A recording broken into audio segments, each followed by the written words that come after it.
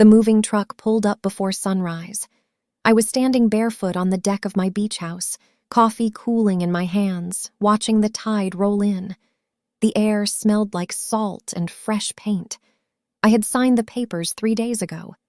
My name alone. 2 men jumped out of the truck and began unloading furniture I did not recognize. My mother stepped out of the passenger seat wearing oversized sunglasses and a satisfied smile. "There she is," she called cheerfully. "Your father said it's fine." Neighbors walking their dogs slowed down. One woman waved politely at me, assuming this was a happy family moment. I didn't correct her. My hands shook, but I kept smiling.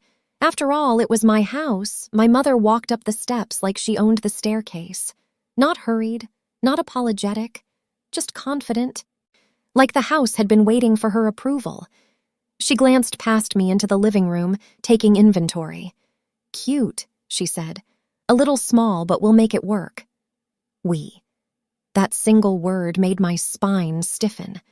Behind her, my father climbed out of the car slowly, stretching his back like this was a long drive for him, not a boundary he had just crossed. He didn't meet my eyes. He looked at the ocean instead, as if the view could excuse anything. The movers carried in a bulky recliner, scraping the edge of my front door. I flinched at the sound. "Careful," I said, still smiling. My mother waved a hand. "It's fine. Doors get marked. You're too tense." Too tense. I had heard that phrase my whole life.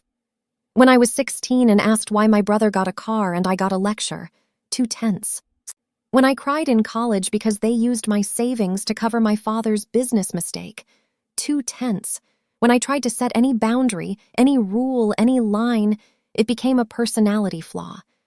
I wanted this beach house because it was quiet, because it didn't know my family, because no one in this neighborhood knew me as the child who should be grateful for whatever she was given.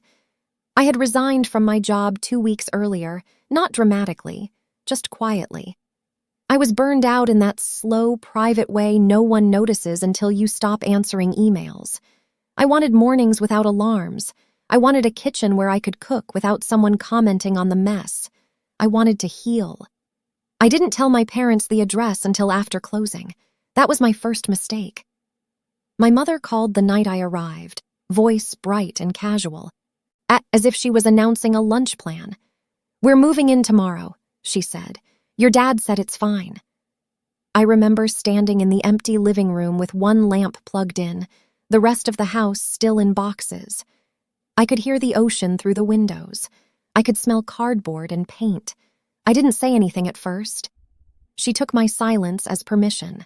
Then she added sharper, "If you don't like it, you can find somewhere else." Find somewhere else. In my own house. I should have argued right then. I should have said no, clearly and firmly. But have you ever been so trained to keep peace that your throat tightens around the word no?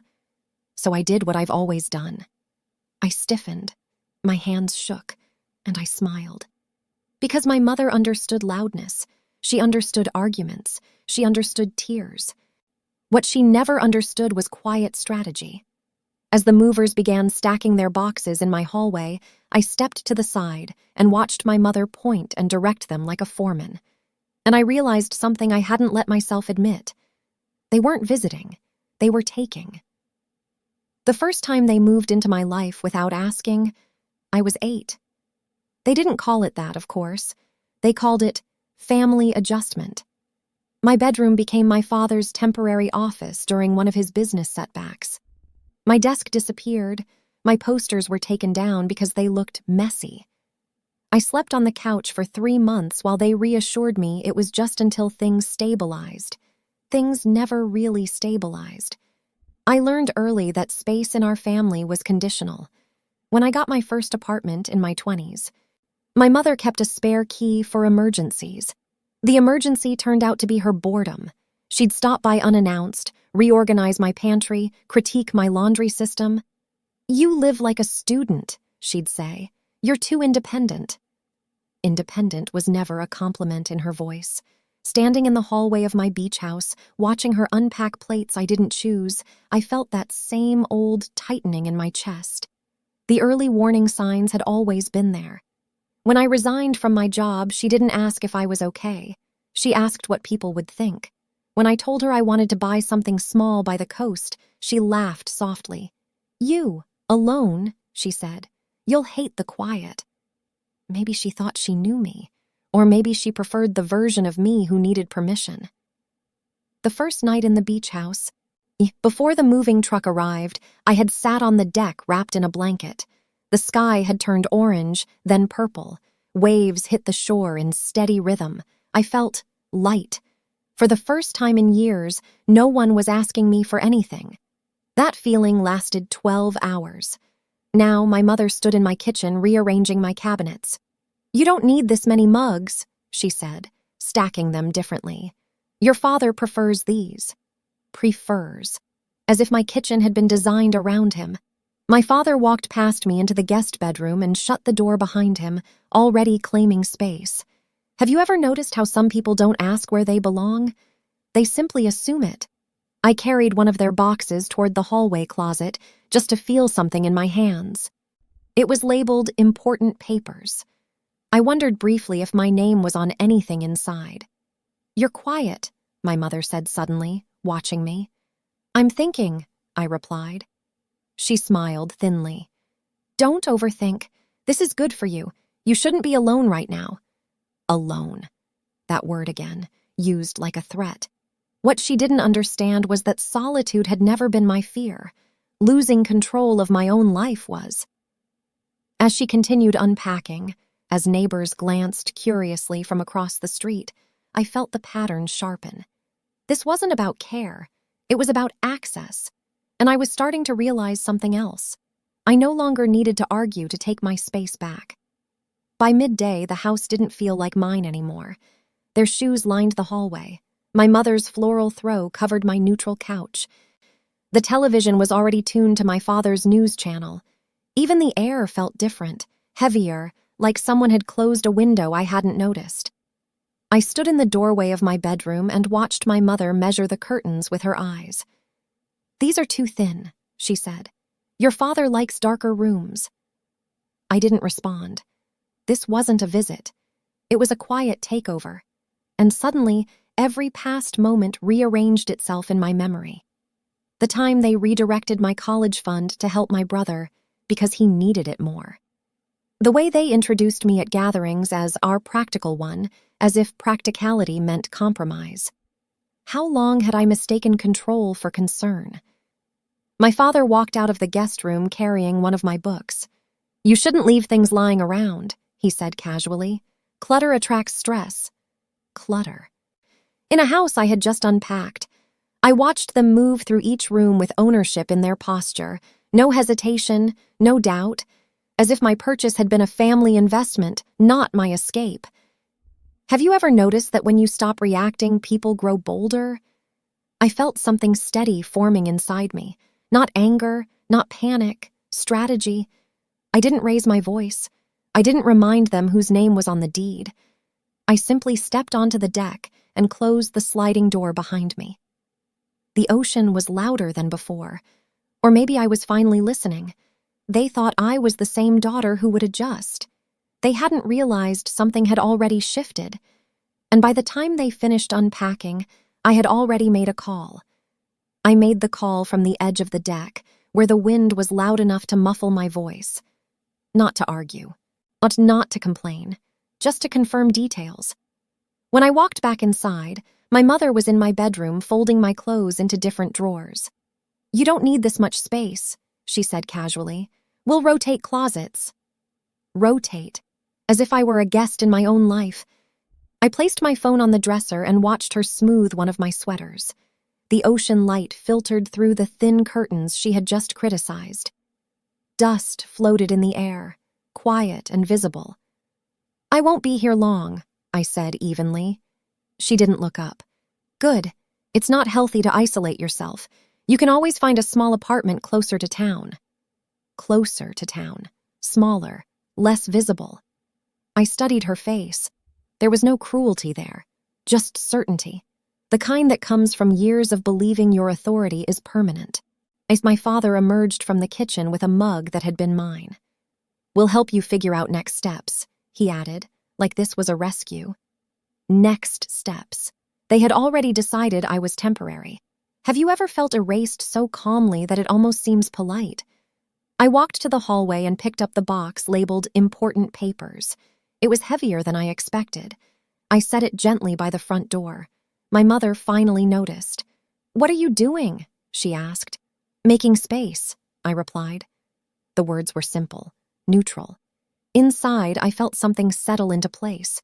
For years, I tried to prove I was capable, responsible, stable, worth trusting with my own choices. Every promotion, every saved dollar, every quiet success. And still, they treated my independence like a phase. But this house wasn't symbolic. It was legal. And the call I made on the deck had nothing to do with arguing. It had everything to do with clarity. As the afternoon light shifted and the movers finished their last trip, I checked the time. They were due to arrive at 5. At 4:57 p.m., a white SUV pulled into the driveway. My mother was in the kitchen, reorganizing my spice rack for the third time. My father had claimed the recliner and turned the volume up on the television. The doorbell rang, sharp, clear. My mother frowned. "Are you expecting someone?" I walked past her without answering and opened the door. 2 people stood there, a woman in a navy blazer holding a folder, a man beside her carrying a clipboard and a calm, professional expression. "Good evening," the woman said. We're here regarding the property transfer documentation and occupancy clarification." My mother appeared behind me, her voice bright and suspicious at once. "What's this?" I stepped aside to let them in. "This is my real estate attorney," I said quietly, "and the property manager." The room shifted, not loudly, but completely. My father muted the television.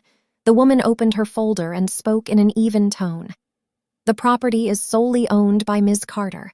There is no shared title, no co-occupancy agreement, and no lease arrangement." My mother laughed lightly. "We're her parents." The attorney nodded politely. "Of course. However, occupancy requires consent from the homeowner. Written consent." Consent. The word settled into the air like dust in sunlight. My mother's posture stiffened. "This is ridiculous," she said. "We're family." "Yes," I replied, "but this is my home." My hands were steady now. The property manager added, "If there is an intention to reside here long-term, we would need formal documentation and rental terms." Rental terms. My father stood up slowly. "You're charging us to stay in your house?" "No," I said calmly. "I'm clarifying that this isn't your house." Silence followed. Not the comfortable kind, the kind that exposes assumption. My mother looked at me differently then. Not angry, not yet. More uncertain. "You went behind our backs," she said. I held her gaze. "No." I went ahead. "Have you ever realized that boundaries don't require shouting? They just require structure."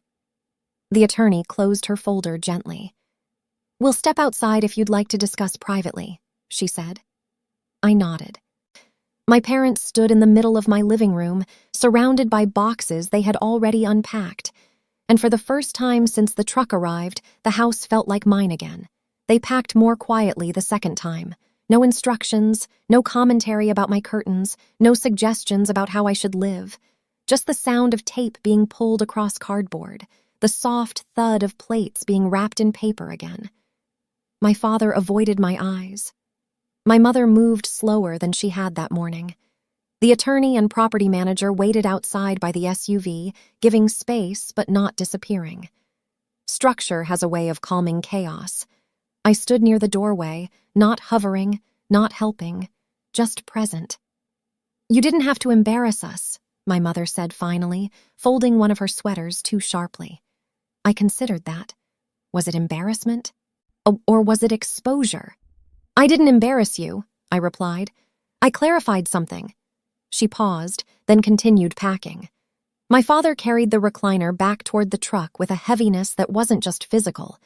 The scrape of furniture against the floor sounded different this time, softer, controlled. Have you ever noticed how quickly entitlement fades when paperwork enters the room? Within an hour, the house was quiet again. The SUV door shut. The engine started. My mother rolled down her window before pulling away. "You've changed," she said. "Yes," I answered. She waited, maybe expecting more explanation. I didn't offer any. The car disappeared down the street. The ocean kept moving like it always had. Inside, I walked through each room slowly. I opened windows, let salt air replace the stale tension. I moved my mugs back where I liked them. I returned my sweater to its drawer, not rushed, not triumphant, just deliberate. I wasn't angry. I was done negotiating my own space. Have you ever felt that quiet after something ends? Not dramatic, just settled. I stepped back onto the deck as the sky turned gold again. This time, no trucks, no instructions, no one rearranging my life, just me. That night, I slept with the windows open. The ocean moved in steady rhythm, and for the first time since signing the papers, the house felt like it recognized me. No footsteps in the hallway, no cabinet doors opening without asking, just the quiet hum of the refrigerator and the soft pull of the tide. My phone buzzed once before midnight, a message from my mother. We were only trying to help. I stared at the screen for a long moment. Help has never required taking over. I typed slowly. I don't need managing. I need respect. I didn't add anything else. She didn't respond. In the weeks that followed, the calls became shorter, more careful. My father stopped suggesting next steps for my life. My mother asked before visiting, small shifts, subtle corrections, not because I fought, because I structured. Have you ever noticed how people adjust when you stop explaining and start enforcing? One evening, about a month later, my mother called again. Her voice was softer than usual. "I didn't realize you felt pushed out of your own space," she said. "I thought we were protecting you from being alone." Alone. The word no longer felt sharp. "I wasn't afraid of being alone," I replied. "I was afraid of never being allowed to stand on my own." There was a pause on the line. "I see that now," she said quietly. It wasn't a dramatic apology. It wasn't cinematic, but it was acknowledgement. And sometimes that's enough. The beach house is still mine. The spice rack is where I like it. The guest room is available when invited. The doors stay locked unless I open them. I still wake up early, wrap a blanket around my shoulders, and watch the tide roll in. The ocean doesn't ask who owns the shore. It simply meets it and recedes. If this story resonates with you, if you've ever had to defend your own space in your own life, take a moment and ask yourself what clarity would look like for you. Like this if you believe boundaries can be quiet and still be strong. Because the surprise I arranged wasn't revenge. It was documentation. It was structure. It was the first time I chose myself without apology. And that morning with the moving truck wasn't the end of something. It was the beginning of my quiet strength. What would you have done? Comment below.